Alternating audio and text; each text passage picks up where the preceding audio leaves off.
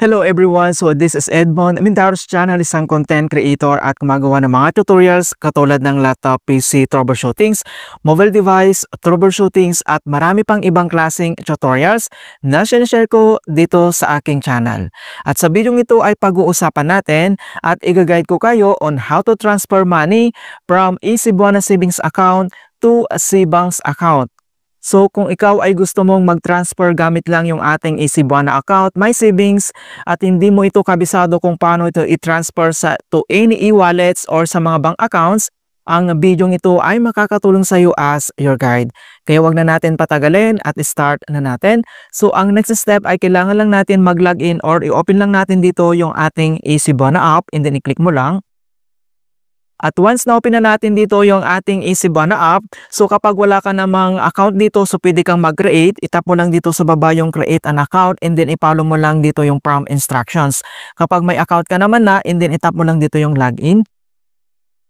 And then, enter mobile number. So, kailangan mo lang i-enter dito yung Easybuana Savings Account na mobile number mo na registered. So, dito lang sa box, i-click mo lang and then enter lang natin. And then, i-double check mo lang kung tama yung na-enter mo dito na mobile number mo. Kapag okay na siya, and then kailangan mo lang i-tap dito yung next. And then, dito naman ay kailangan natin i-enter dito yung ating 6-digit MPIN code and then enter lang natin. Kapag na-enter mo na yung 6-digit MPIN code mo, and then automatic naman mga kaibigan na makikita mo kaagad dito yung ating Easybuana.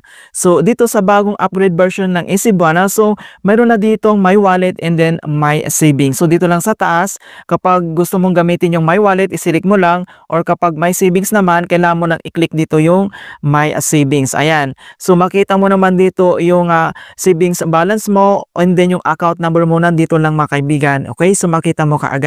So since savings account yung gagamitin natin, and then kailangan mo lang i-select dito yung My Savings, and then next step, and then kailangan mo lang i-tap dito or i-click dito yung Send Money. So dito naman sa Send Money, may mga option dito na pwede natin gawin. So kung gusto mo naman gamitin dito yung Send Money to My Wallet, pwede po yan, i-click mo lang yan. Or Send Money to Other e-wallet, so i-click mo lang yan. Send Money to Other Savings, so pwede po yan mga kaibigan, i-click mo lang dito and then i-follow mo lang yung kanyang prompt instructions. And then meron naman ditong others kapag gusto mong cash pick up at Cebuana Lowiller branch, i-click mo lang yan. So since Cbanks account ay yung ating transferan from dito sa ating account savings dito, so ang next step ay kailangan mo lang itap dito yung Send Money to Other Banks, i-click mo lang. And then dito naman sa Send Money to Other Banks, pwede mong gamitin yung QR code. And then next, dito na tayo sa Select a Bank. So dito lang sa search mga kaibigan, pwede mo nang i-search dito yung Cbanks para mas mabilis. And then search lang natin. So mga kaibigan, Cbanks yung nakalagay dito dahil hindi pa updated yung kanilang mga features dito mga kaibigan. Cbanks yung nakalagay na name, hindi Maribank. Kapag tinype mo na dito yung Cbanks and then idan mo lang siya and makikita mo kaagad dito. Ayan. So kapag tinype mo dito yung Maribank, hindi po updated, makikita nyo mga kaibigan na Cbanks pa yung nakalagay dito. And then i-select mo lang. Ayan.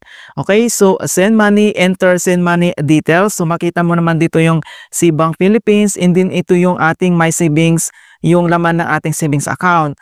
And then next step, dito na tayo sa Send To, and then kailangan mo lang i-click dito yung box and then enter mo lang dito yung Cbanks account number mo. Okay, so account number yung enter mo dito, hindi yung mobile number. Alright, so click mo dito yung box, fill out lang natin. And then kapag nilagay mo na dito yung Cbanks account number mo, and then dito na tayo sa account name. So i-click mo lang dito yung box and then enter lang natin.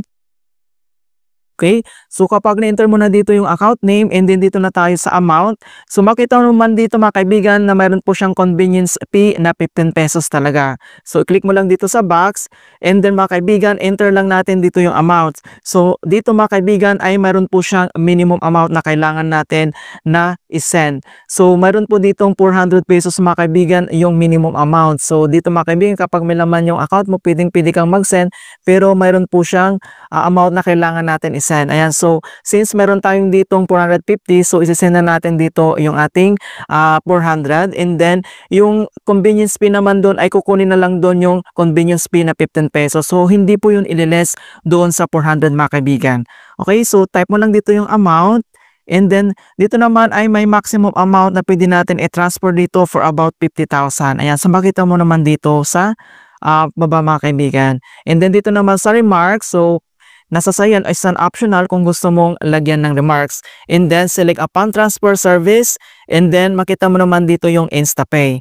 Okay, so next mga kaibigan, kapag okay na, i-double check mo lang kung tama lahat yung account number, yung account name, and then itap mo lang dito yung next, dito lang sa baba. And then, verify details na tayo. So, review yung details natin dito, yung ating My Savings, yung account number, account name.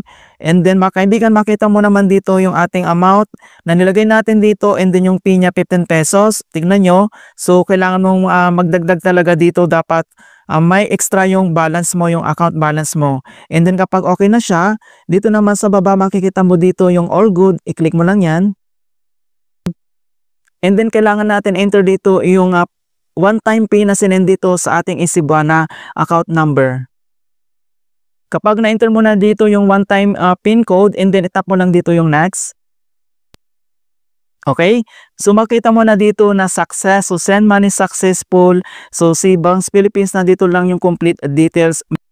And then, naka-receive na tayo dito ng notifications ni Cebuana. Okay, so you have successfully sent this money from your Cebuana savings account via InstaPay. So, kailangan natin itong i-double check. So, back lang tayo. Open lang natin dito yung ating Maribank na app. So, click mo lang. And then, login lang tayo dito gamit yung biometric para mas mabilis ma-open yung ating account. Ayan, so once na-open na natin dito yung ating account, and then dito naman sa top right corner, i-click lang natin dito yung notifications. Dito natin makikita mga kaibigan kapag successful na yung pag-transfer natin dito. Or dito naman sa baba, mag-scroll down ka lang. Ayan. So makita mo na dito yung sa transaction history mga kaibigan. Nandito na yung amount na galing sa ating Cebuana savings account mga kaibigan. Ito yung complete details from Cebuana Lowiller. Alright, so ganoon lang po kabilis mga kaibigan kung paano mag-transfer ng savings account doon sa ating Cebuana papunta sa mga e-wallets natin.